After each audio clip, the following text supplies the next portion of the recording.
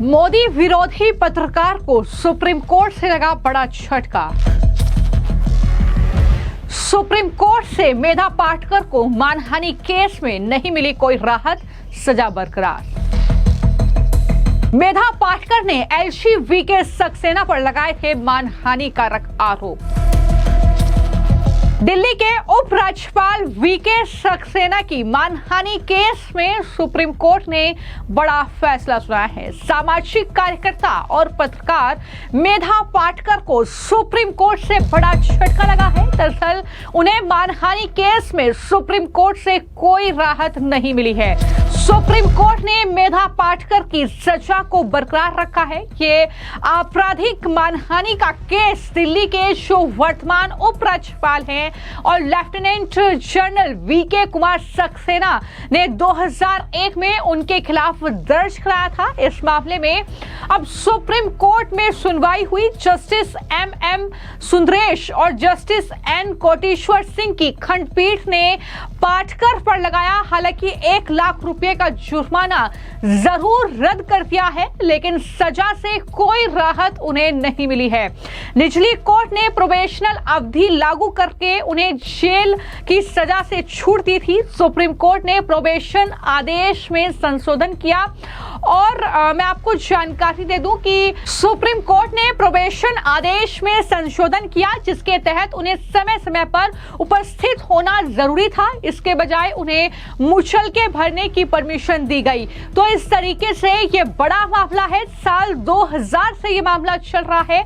इस मामले में मजिस्ट्रेट कोर्ट ने मेधा पाटकर को दोषी ठहराते हुए 5 महीने की कैद और जुर्माने की सजा दी थी। बाद में सेशन कोर्ट ने अच्छे आचरण का वादा करने पर उन्हें जेल से छूट दे दी थी।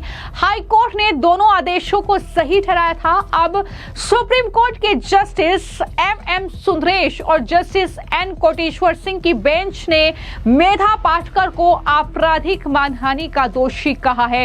यानी सजा में कोई भी कोताही नहीं बरती गई है, सजा बरकरार रहेगी। यह बड़ा झटका मेधा पाटकर के लिए है। जिस तरीके से उन्होंने दिल्ली के जो वर्तमान एलजी हैं वीके सक्सेना, उन पर आरोप लगाए थे साल 2000 में और तब से ही यह केस चल रहा है, जिसमें एक बार फिर से मेधा पाटकर को बड़ा झटका लगा है। हालांकि सुप्रीम कोर्ट के इस फैसले पर एडवोकेट गजिंदर कुमार, जो कि एलजी वीके सक्सेना की कोर्ट में पैरवी कर रहे थे, उन्होंने दरअसल इस फैसले पर क्या कहा है, जरा सुनिए। सुप्रीम कोर्ट ने जो कोर्ट ने फैसला सुनाया था कन्विक्शन का, जो कि अपीलेट कोर्ट ने अपहोल्ड किया था, उसके बाद हाई कोर्ट में भी वो अपहोल्ड हुआ, उसको सुप्रीम कोर्ट ने ठीक माना है और उनका जो कन्विक्शन है वो सस्टेन किया है।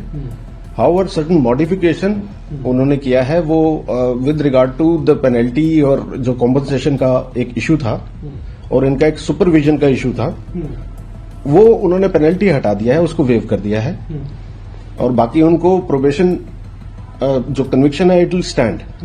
जो बाकी फॉर्मेलिटीज हैं उसके लिए 2 वीक का और टाइम उनको दिया है। प्रोबेशन बॉन्ड देना पड़ेगा उनको।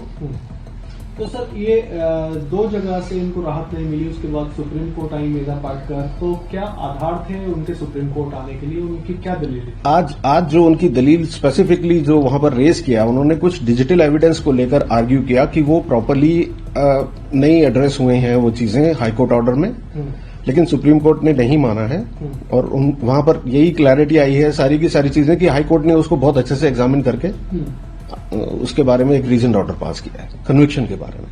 तो सर अब मेधा पाटकर के पास क्या कानूनी रास्ता बचता है? क्या दोबारा चुनौती दी जा सकती है? नहीं, इस केस में तो इट इज अनलाइकली, क्योंकि उन्होंने जो सब चीज सबके सामने हुआ है और मेरिट्स पे सारी चीज डिसाइड हो चुकी है। अब there is nothing left. That was a final word which is there by way of supreme court judgement. Sir अब उनको क्या फॉर्मेलिटीज निचली अदालत के सामने करनी है?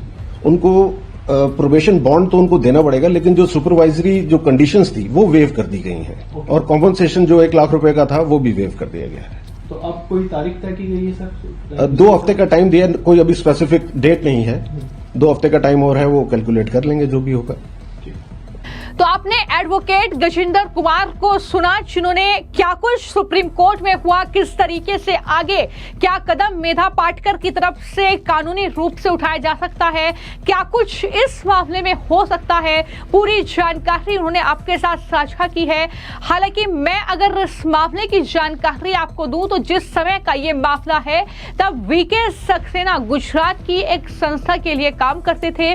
मेधा पाटकर ने उनके ऊपर हवाला कारोबार में शामिल होने समेत कई आरोप लगाए थे। उन्होंने विनय सक्सेना की देशभक्ति पर भी सवाल उठाया था। इस साल अप्रैल में ये आदेश में निचली अदालत ने माना था कि ये आरोप बेबुनियाद थे। इनके पीछे मकसद लोगों की नजर में विनय सक्सेना की प्रतिष्ठा को गिराना था।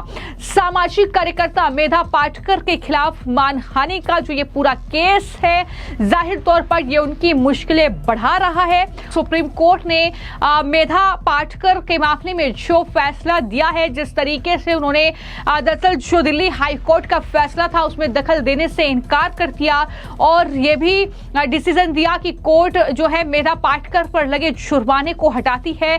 तो इस तरीके से ये मामला काफी सुर्खियां आज बटोर रहा है, क्योंकि ये मामला काफी पुराना है और जिस तरीके से मेधा पाटकर की मुश्किलें इस मामले में बढ़ी हैं। हालांकि आज सुप्रीम कोर्ट में इस मामले की सुनवाई हुई और सुप्रीम कोर्ट ने जिस तरीके से इसमें सजा जो है मेधा पाटकर की बरकरार रखी है, तो जाहिर तौर पर यह उनके लिए बहुत बड़ा झटका है।